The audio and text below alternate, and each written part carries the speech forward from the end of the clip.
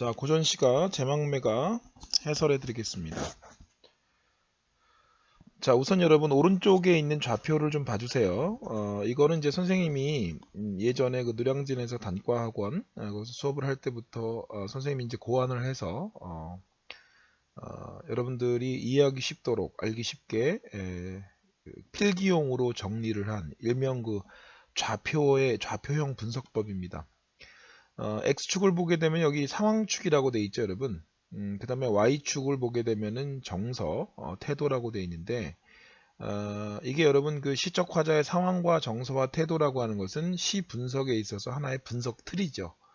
그래서 여러분들이 앞으로 이렇게 이해를 하고 있으면, 작품을 이해하기가 굉장히 쉽게 될 텐데요. 왜 상황축이 가로축이고, 정서 태도축이 세로축이냐?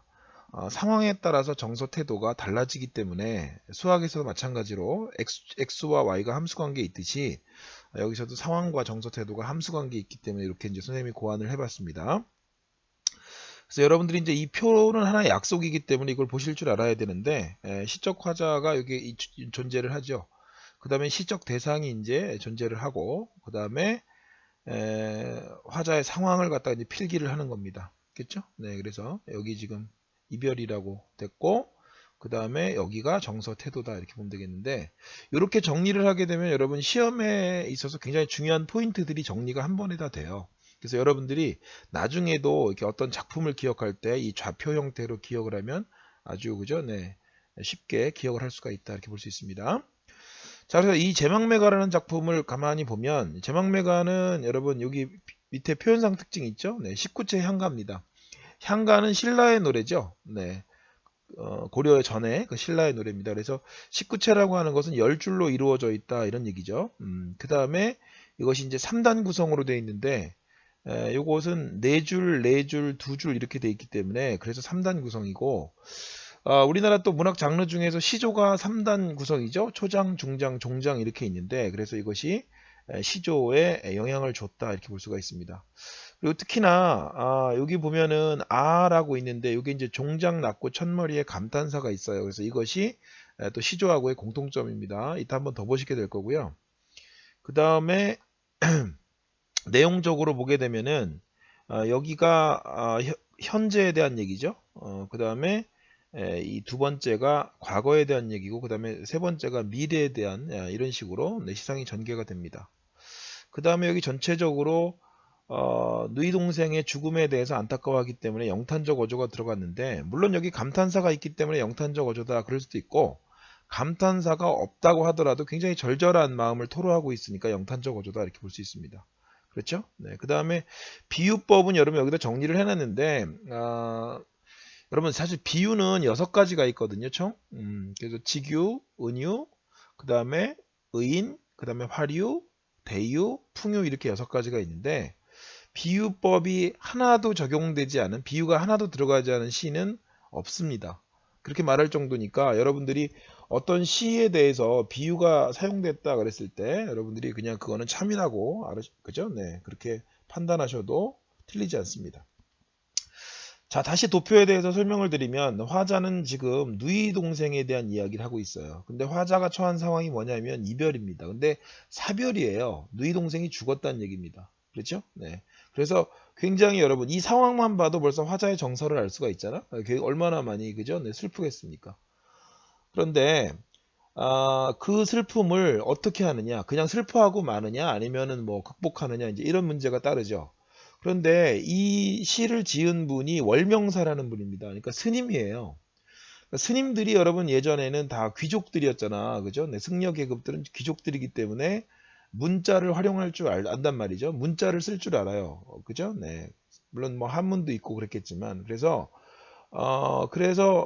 여기에는 이 작품을 누가 지었는지가 근거가 드러나는 겁니다. 문자를 쓸 줄 알았기 때문에.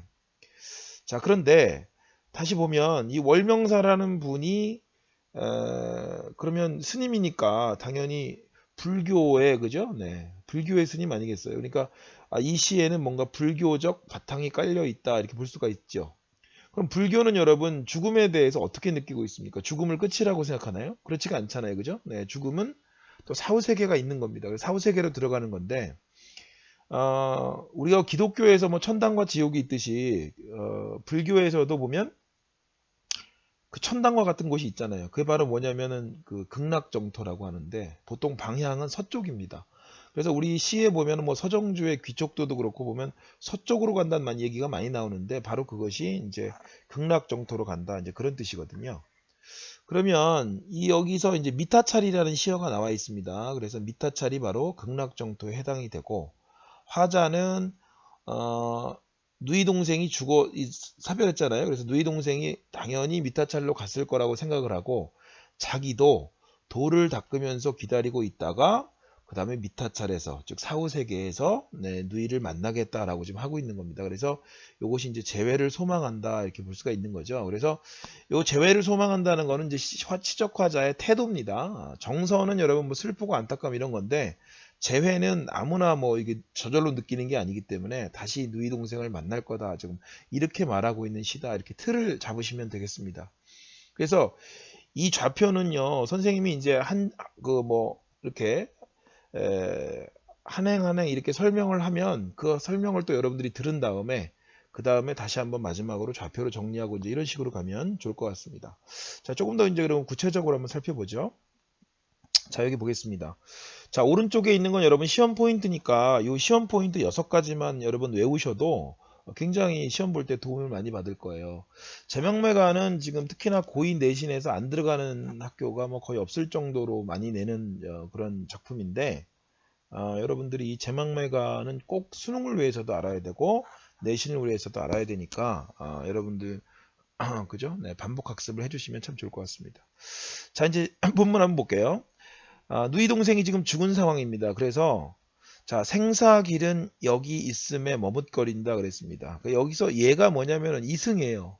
그러니까 이 화자가 누이 동생의 죽음으로 인해서 삶과 죽음의 문제에 대해서 비로소 생각하게 된 겁니다. 그래서 생사길은 여기가 있음에 머뭇거리고 나는 간다 하는 말도 못다 이르고 어찌 갑니까 그랬어요. 그죠? 네. 그러면 우리가 보통 사람이 죽음을 맞이할 때 옆에서 사람들이 지켜보잖아요. 그죠? 근데 그거를 임종이라고 그러는데, 그 임종을 못 지켰다는 얘기거든, 이게. 누이 동생이 죽을 때 임종을 못 지켜서 누이 동생이 마지막으로 오빠 나 가요 이렇게 하는 말을, 나는 간다, 누이 동생의 말이죠. 네, 그런 말을 못 남기고 갔다는 얘기예요. 그러니까 한마디로 누이 동생이 죽을 때 임종을 못 지켰다, 이렇게 보는 겁니다.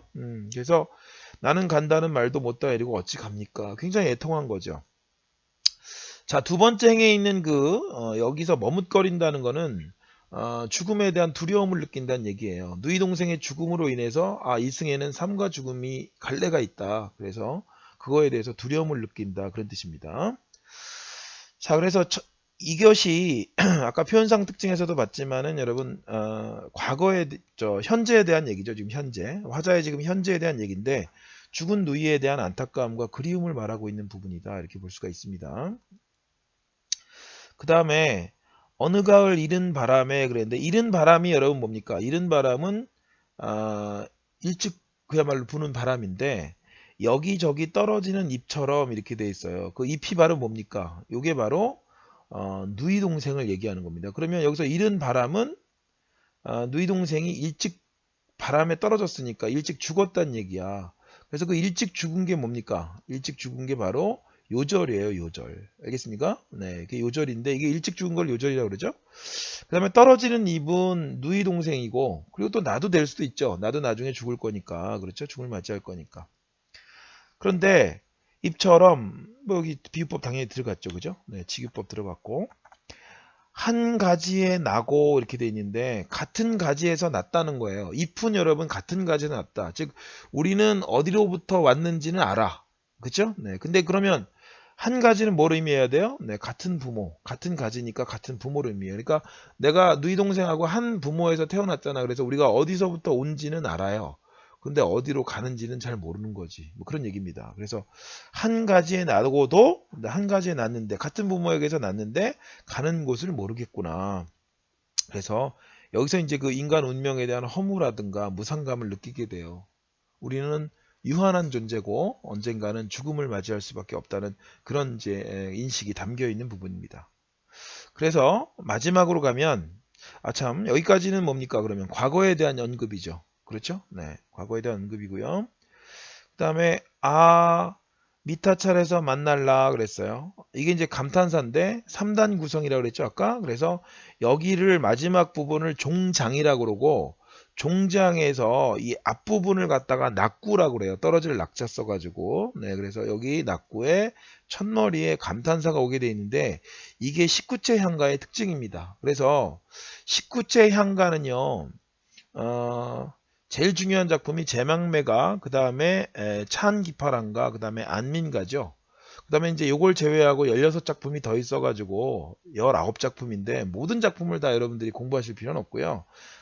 지금 선생님이 언급한 3작품 정도가 중요한데, 그 3작품에 모두 보면은 9번째 9구째에 뭐가 있냐면 감탄사가 있습니다. 이것이 19체 향가의 특징이고, 시조도 그래서 3단 구성에서 종장에 보면은 어즈버라든가 아히야 이런 식의 어떤 감탄사가 오는 것이 형식적으로 이제 그죠? 네, 우리가 알 수가 있습니다. 그래서 이것이 아무래도 시조라고 하는 것은 고려 때 나왔기 때문에, 먼저 앞선 시대에 나왔던 요 향가가 고려 때 그 시조한테 영향을 줬다, 형식적으로 이렇게 우리가 보통 말을 하고 있습니다.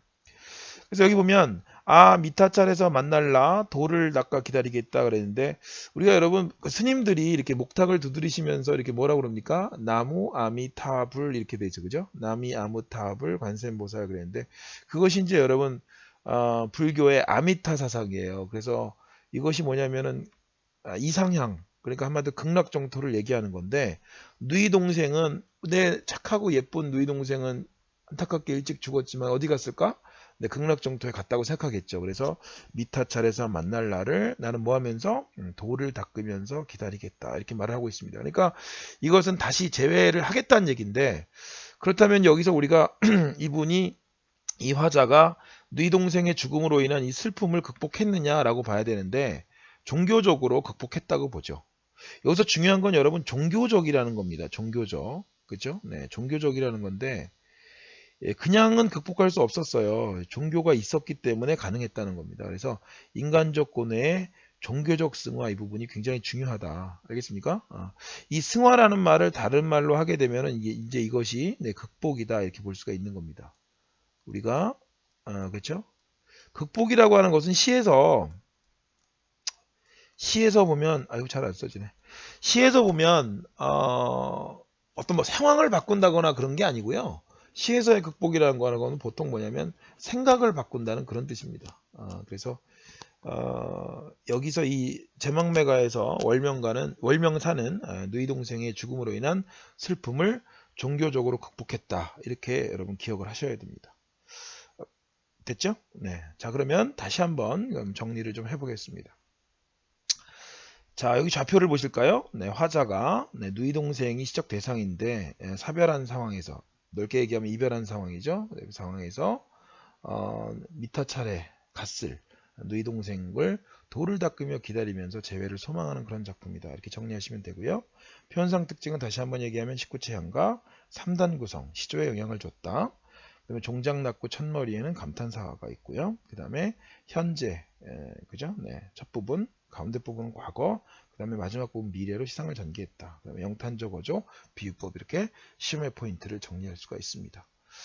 오른쪽에 있는 여기 시험 포인트 1번부터 6번까지를 딱 정리한다면 여러분들이 제망매가에서 그죠? 네, 걸리는 거는 없지 않을까, 이렇게 생각합니다. 마지막으로 한마디만 더 하죠. 이 제목인 제망매가는 바로 망매, 죽은 망, 그 다음에 매, 누이 동생을 추모하는 그런 노래다, 이렇게 되는 작품입니다. 이해 여러분 가셨죠? 네. 자, 지금까지 제망매가에 대해서 설명을 드렸고요. 저는 목동의 윤권호 선생이었습니다. 여러분 수고하셨습니다.